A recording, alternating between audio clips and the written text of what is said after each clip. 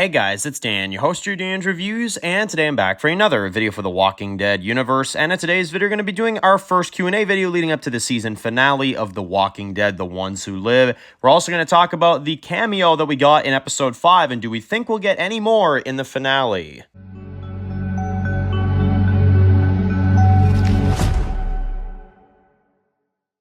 Alright guys, this one's going to be doing a review today, this one's going to be doing a review for the Walking Dead universe, and in today's video we're going to be doing a Q&A video, our first one of two leading up to the finale of The Walking Dead, The Ones Who Live. Man, guys, this is insane. I mean, I cannot believe we're that close to the end of Season 1, and as per usual, we will be doing two Q&As, so this Friday, expect another one, leading up to this episode, of course, and, well, after that, once Ones Who Live is done, we'll kind of go back to the normal, just, you know, one Q&A a week type of thing.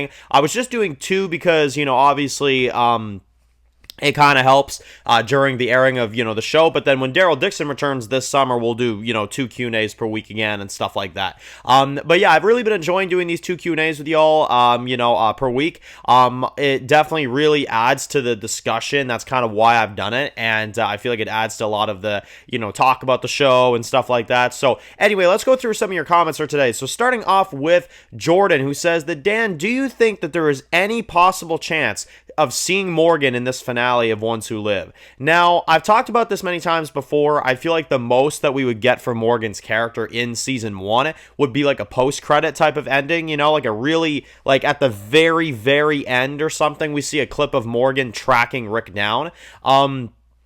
I could see something like that to set up for a season 2, and to be honest, I'm actually going to leave that as a prediction. If there is a second season of this show, and if it's not a limited event, I could easily see Morgan being a small tease at the end, because they could have easily shot that after 806 of Fear. They could have shot an extra Morgan scene and then just throw it in here so that people don't know he's in the, you know, in the show. And then when season 2 comes out, it won't be spoilers because everybody knows he's showing up, you know. That would actually be a smart marketing idea if they did it that way, but I don't know if they're going to go that route. I'm very, you know, at a point where I'm not expecting any more cameo characters for this show, especially after Father Gabriel, but if they throw in Morgan at the very, very end as kind of a tease for season 2, I think that'd be good. But in terms of him meeting up with Rick in the finale, no, I don't think so. I think that'll be a second season or at some other point in the franchise of some sorts. I don't know when, but it'll be something like that. Next one comes from Ridicule, who says that, Dan, were you a little bit surprised that Jadis actually kind of had a little bit of redeeming factors in her final moments on the show?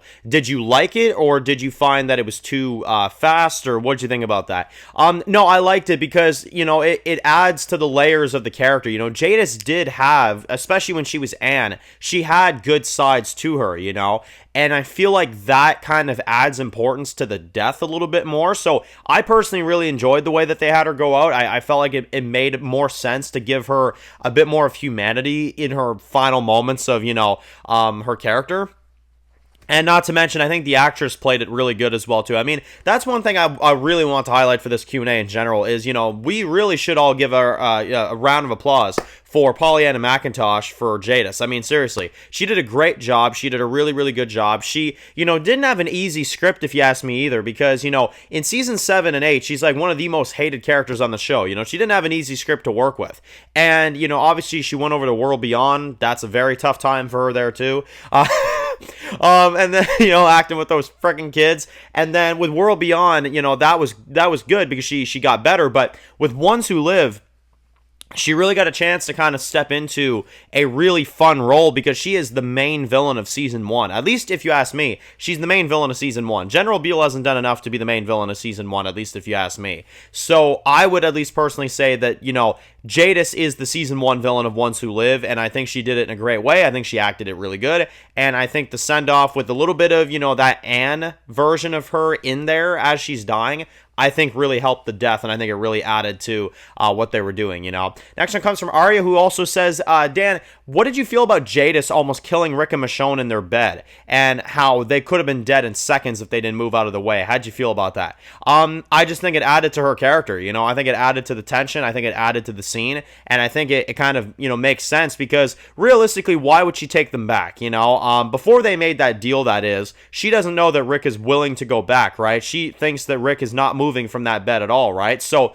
it's only logical for her to have to kill him, you know, which makes sense. And she doesn't really like Michonne too much, so that one makes a lot of sense. But Yeah, I'm telling you right now, I don't see a scenario where, Jadis would have let them live in that situation. I think it makes the most sense for her to try to kill them in that scene. And yeah, no, I mean, the only good thing is that they were able to stab her and injure her and, kind of slow her down in a way. So that definitely helped. Next one comes from Cameron, who says that, Dan, do you think that we will potentially be setting up for a season 2 of Ones Who Live, maybe with Father Gabriel and Aaron starring as main characters? Now, yeah, that would be really good. I mean, look, I'm all for it, and the reason I'm all for it is because the Ones Who Live, in my opinion, should be, and I don't know if it's gonna be, but it should be the ultimate crossover event with the Walking Dead characters. Like, I wouldn't even mind if they didn't create a new thing in general. They just made everybody go to this show, And Daryl Dixon and Dead City are kind of like your separate things, but this is like the meeting point,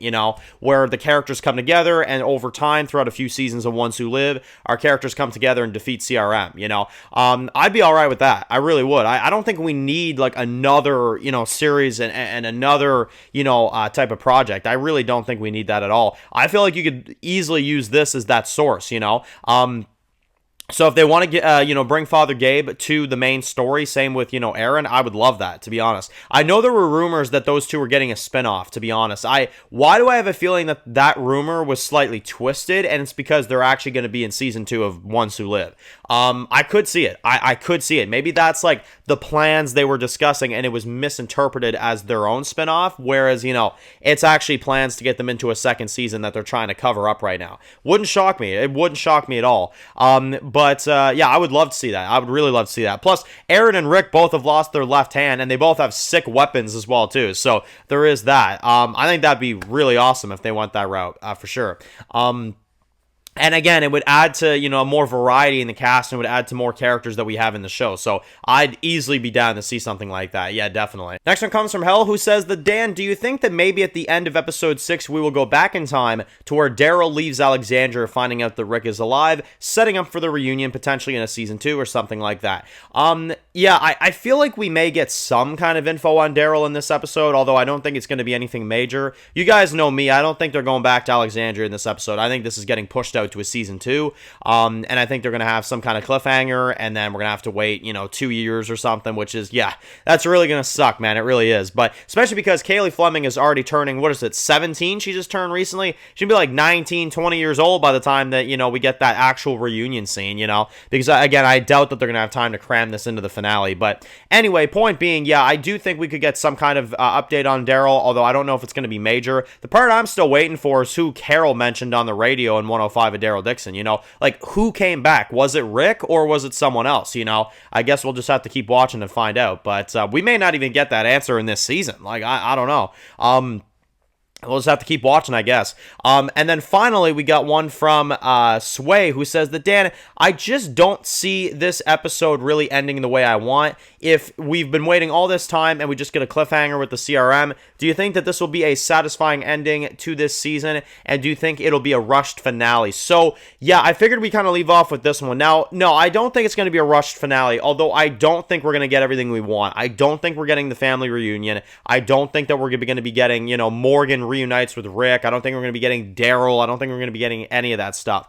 But here's the thing. I'm not angry about it because I do think there's more. Now, if they end this shit on a cliffhanger and then they say, oh, well, there's no season 2. We'll have to just think of something later, And then Denai and Andy are like, gone for like 5 years again. I'd be like, okay, what the fuck did you guys just do? Like, you could have at least had the characters go back home and then set something up later with the CRM, At that point, I will be pissed, but I don't think that's what's going on. I think they're testing our patience. I think they're testing our interest if we really, really want it. And if we do, then they'll give us the reunion in a further season of this show, which, again, is it what I want? No, but, if there's more seasons, I'm not going to complain about it. We're going to get it at one point. It's just the matter of when. But, it is what it is. So, let me know your thoughts. Are you excited for the finale? Again, we're going to do another Q&A on Friday, so if you have any other questions you want to leave, definitely post them down below, and then we'll give our thoughts on Friday. But anyway, guys, very excited for the finale. Got one more Q&A left. Got a few more Walking Dead vids to get done this week before the episode releases, and should be a lot of fun. Anyway, guys, thank you all for watching, and if you're new to the channel and you enjoy videos like this, make sure to click the subscribe button so you don't miss any of the videos of The Walking Dead. Make sure to follow me on Dan's The Walking Dead Reviews on Instagram, guys, and of course, I'll see you guys really soon for more videos for The Walking Dead universe. Enjoy the rest of your day, guys, and peace out.